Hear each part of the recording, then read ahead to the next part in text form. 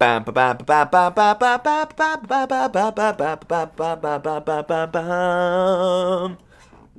is up, y'all? This is the Philyflishow, kicking in at Right Away Production Studios and checking in for the first time in weeks.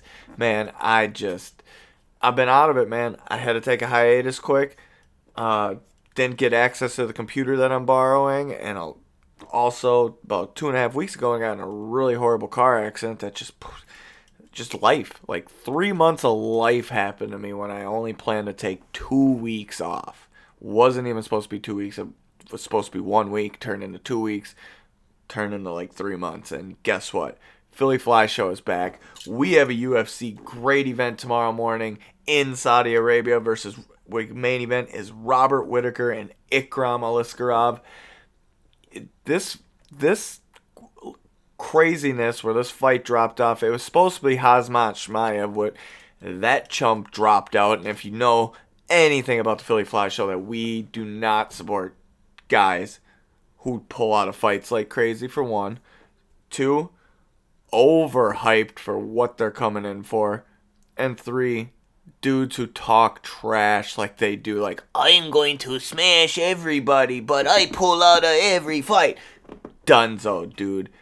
Shmaev, you're just a hype train. Don't, even when you come back, you shouldn't even get a top 5 guy. You probably should get 10 through 15. I'll say that. You deserve that. But even those guys can show you up in this middleweight division. You better be ready to come throw some hands, because now these guys all know that Shmaev is not the real deal. After pulling out of his third or fourth fight for flu-like symptoms. BS. Rob Whittaker, you're scared of him, and we all know it. So Rob gets a new opponent.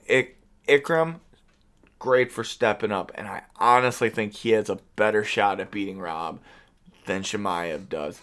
I'm sticking to it. It's going to be a tougher fight, man. He has nothing to lose over this. He loses, big deal. He wins, gains all of that support and access, especially from fighting in Saudi and being on ABC. This is an ABC main card.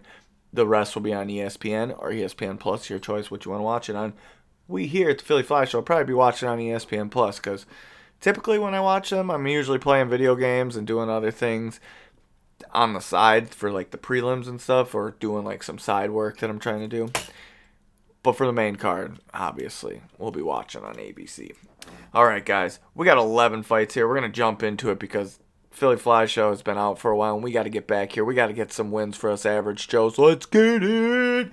All right, match like number 11. We'll start in the bantamweight male division. We get Zhang Long versus Chang Ho Lee. And actually, running through this really quick, there is no female fights, and I'm kind of surprised on that one. But now that I kind of think about it, y'all understand.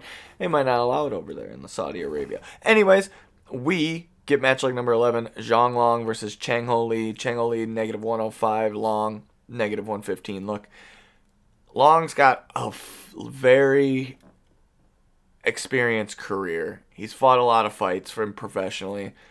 Got a shot on Dana White's Contender Series. Lost that fight. Went back, won a couple fights. Now get a second shot coming up and fighting on a card. Lee, a little bit different route. 9-1 fighter.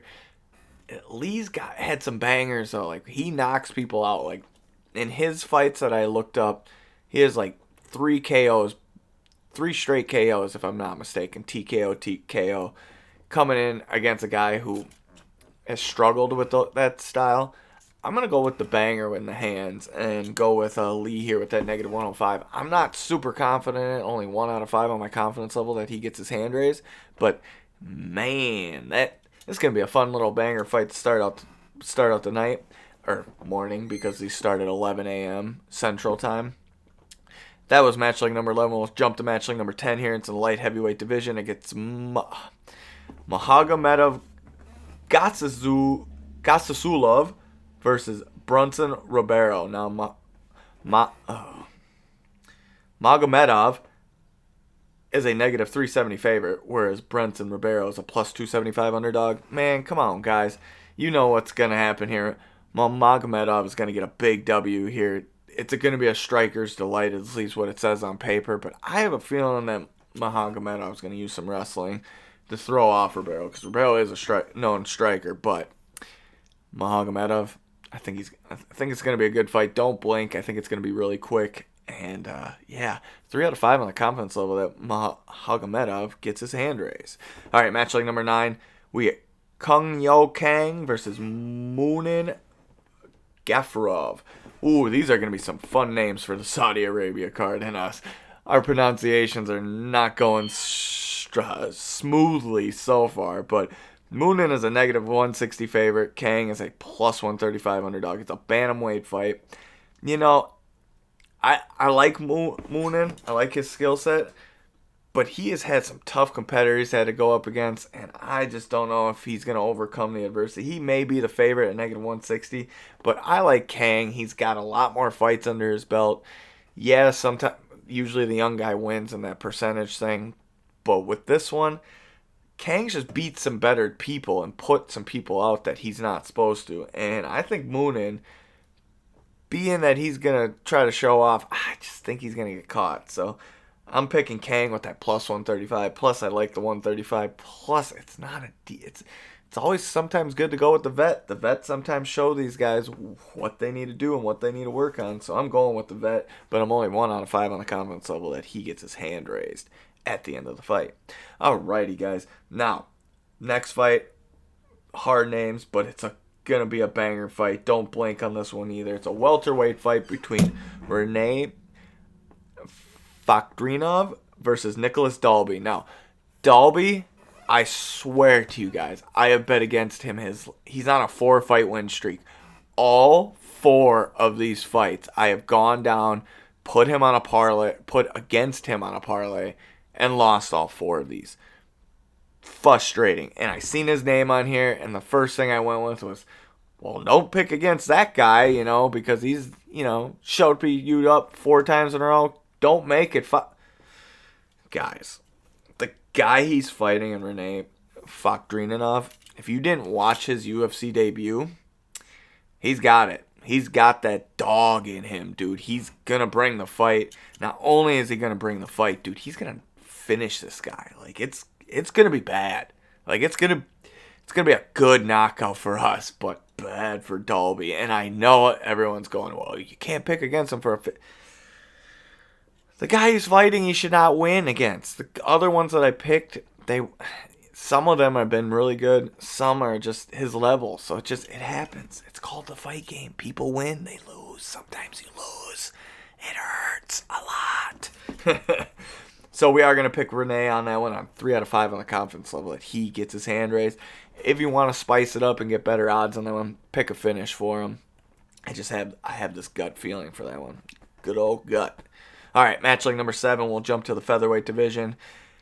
Muhammad Namimov versus Felipe Lima. Lima is making his UFC debut. This is a pick'em fight, and when I mean pick'em, I mean traditional pick'em, both negative 110. There is no advantage right now. You don't come in and face a guy like Namimov, who has got a pretty good following behind him and a pretty good skill set where he's kind of known and he should be the guy that edges him out. This should be at least a negative 140 to 150 on Nahimov. Oh, man. It was hard. It's hard for me to pick, but when you're making your UFC debut and you got the odds makers on your side like that too, I know it could be because money's coming in flip-flop, yada, yada, yada, yada. It was hard. It was a hard pick, guys. We had to flip the coin. The coin landed on Nahimov. We are going with Nahimov. I know that's a bad strategy, but I have these coins in front of me. I have a red corner, blue corner. It landed on Nahimov, man. I gotta go with it. It's how I do it. And then I also have one for champion. It just says new and still or new. Kind of funny, kind of ironic. But I do it for these fights that I cannot pick like this, where I don't know. All right, match leg number 6 is the featured prelim bout. This bout is a big fight for this guy. Nasrat Haqparast versus Jared Gordon. Jared Gordon's a plus 190 underdog, whereas Hak Press is a negative 235 favorite. Dude, Nasrat is a beast. Jared Gordon, though, he's won some good fights here and there. He's got it. He's got a name. He's earned a guy like Hak Press to earn a shot to work up the rankings still. It's not going to be a good night for Jared Gordon, though. Hak Press is going to mess that dude up. I don't know if I'd pick a finish. I'd like to. But at the same time, just take Hak Press and parlay it with something. At negative 235, you can parlay it down and get good odds with something else that you like. Some other fight, some other thing you want to do. Just put him on a bet slip. He is not losing. 4 out of 5 on the confidence level. You know it's hard. I rarely ever give a 5 out of 5. Ever in my life. I can barely recall how many I've done. When I say 4 out of 5, it's like a lock, dude. And I know you hear that and you're like, oh man, what if it loses? It shouldn't lose no matter what. If it does, I'll be the shocker. I will stand up, I will clap, and I would shake Jared Gordon's hand and tell him exactly what I just said, where I didn't think he was going to win. He won, he shocked me. Because that's just how shocking it would be. 4 out of 5, though, like I said, on the comments level that we get there. We jump to the main card here. This is going a little longer than I wanted to. I'm at the 11.5 minute mark for you guys. I'm trying to keep these at 15 minutes for everybody. It's just faster. It's easier for you to get your picks in and get some money, and we'll make you some money on the side. So we'll jump into the main card. It starts in the light heavyweight division. We get Johnny Walker versus Volkan Ozdemir. Now, no time Ozdemir. Seems like he's getting a resurgence back. Seems like he's getting his feet back under him. The dude takes shots. You cannot take a shot from Johnny Walker. That guy will put you to sleep. He's got some crazy strikes. He's been more crisp than he's ever been in his career. Johnny Walker's getting a freaking win tomorrow morning, guys. Well, tomorrow afternoon, because he's got the afternoon main card. Starts at 2 o'clock. Johnny Walker, though, negative 125. Volkan Ozdemir, plus 105. We're going Johnny Walker, and we're pretty confident. 3 out of 5 on the confidence level. He gets his hand raised. Now, I'm wrong. You can make some money on Volkan Ozdemir. I'd risk $5 or $10 on a knockout on him. Just to try to get some, hedge your bet a little bit if you're gonna do that. It wouldn't be a bad idea. It's not like he can't win. It's just Johnny Walker, man. He's got power, and Volkan Ozdemir likes to make it a brawl. That's not a good sign for him. Match leg number 4. We'll jump to the middleweight division. Sherab Magomedov versus Antonio Trilosi. Dude, Trilosi got put on this card hours ago. Literally, Sherab's opponent dropped out. Can't fight. Like the day before, which just sucks. But this is his 3rd replacement, and he is still staying on this card. So shout out to Sherab, saying whatever opponent you throw in front of me, I'm going to beat. So I like that about him. Antonio Trilosi, the only thing I really know about him, dude's got like a 9-inch reach advantage on this guy, which is insane. That's insane. 9-inch, what the?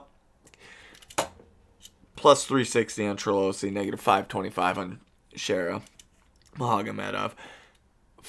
Sherab's getting his hand raised no matter what. 4 out of 5 on the confidence there. Another lock there, so you'll see at the end of this what I mean. With there's some fights on here that I had to do what I had to do at the end. But we pick Sherab to get his hand raised. Stay in the middleweight division. Match leg number 3. Kelvin Gastelum versus Daniil Rodriguez. Had to get moved to middleweight. It was scheduled at welterweight.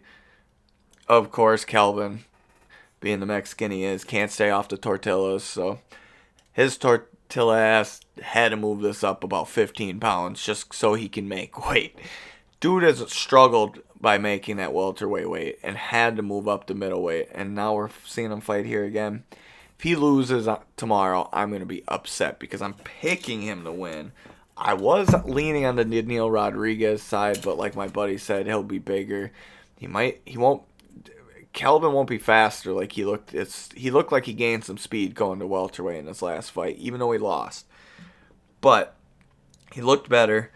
But against Daniil, man, it's a hard fight, man. I really want to pick Daniil Rodriguez. I like that guy. He's a good fighter. He's got a good skill set. It's like my buddy was telling me. is Calvin going to be able to manhandle him now, because Daniil's more of a 170 or not really a 185er. He had to put on weight because he was 179 when Calvin asked for a 185 bout. So, and that was just like this week. So, unfortunate, but I'm going Calvin here with his negative 200. Daniil Rodriguez plus 170. Go whatever route you want. I'm staying away from this fight. I'm not betting this fight. 1 out of 5 on the confidence level that Calvin gets his hand raised. Shoot, go Daniil if you want to. I don't care. Don't bet that fight for me. Co-main event of the evening is a banger. Oh my gosh, it's one of those bangers that I don't bet on heavyweights usually because of the fact of the upsets. It kills me all the time. Literally, even in the last one when Pavlovich lost his fight, I had him winning. It was bad. But here's the thing. Alexander Volkov and Sergey Pavlovich are going to bring a barnyard fight. One of those backyard barn burners, dude. And when you do that, though, you get put to sleep when you fight Pavlovich. I've only seen one dude fight him that way, and that was Tom Aspinall, and I think that was on the lucky side that he didn't get caught. On the luckier side. Tom Aspinall's got skill, don't get me wrong, but it's just those guys fight 10 times. I feel like it's going right down the middle. Here, this fight, I don't feel that way because Volkov likes to get in those barn burners. You cannot take a shot from this guy, man. It's scary. Going Sergey Pavlovich. He's a negative 225 favorite. Volkov's a plus 185 underdog. Sergey Pavlovich gets his hand raised and gets a W. Pick him even on a knockout finish. You'll get better odds on a 3 out of 5 on the confidence level that he gets his hand raised. And then we get to the main event of the evening, boys and girls. Cats and dogs, whatever you want to say, who's ever out here listening to the old Philyflishow. Rob Whittaker versus Ikram Aliskerov. Rob Whittaker, negative 155 favorite. Aliskerov, plus 130. You can pick Aliskerov all you want. I just don't see him beating Rob, dude.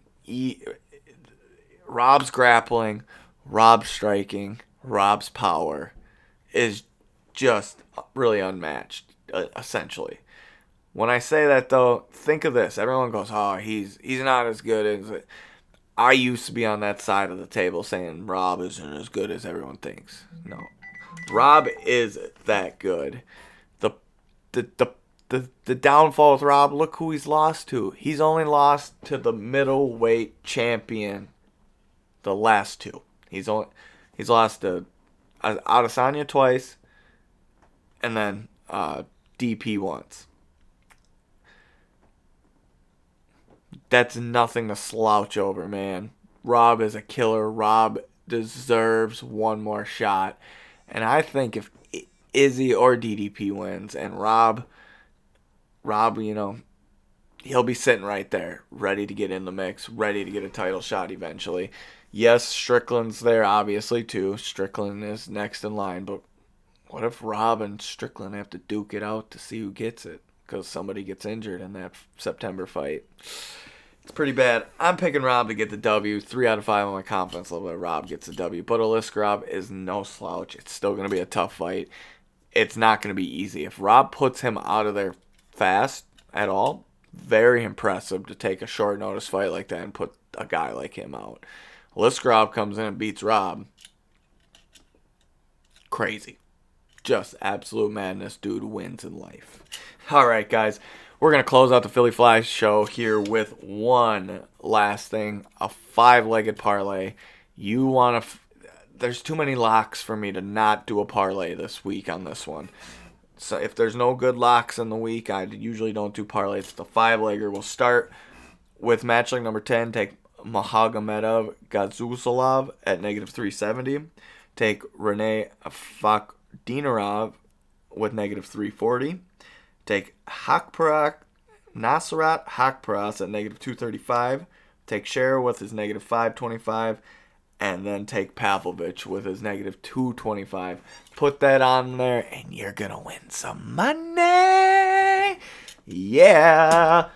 Only heavyweight I put on there, Sergey Pavlovich. That dude's got hands, baby. All right, we will see you next week for UFC.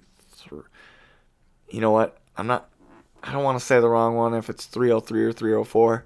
I could be wrong. the fight that Conor McGregor had a drop out of, and we will talk all that trash about that next week. Little show teaser there. See y'all. Peace.